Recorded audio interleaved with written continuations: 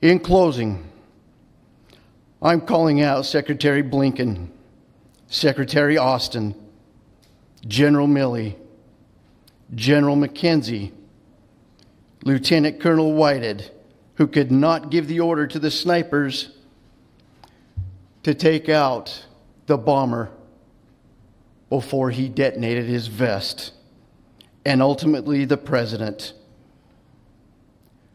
Do what our son did. Be a grown-ass man. Admit to your mistakes.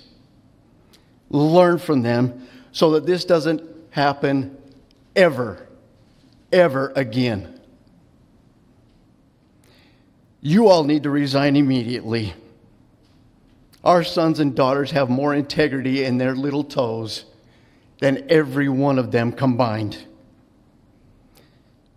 You owe it to our families here today, to the other Gold and Silver Star families that have gone before,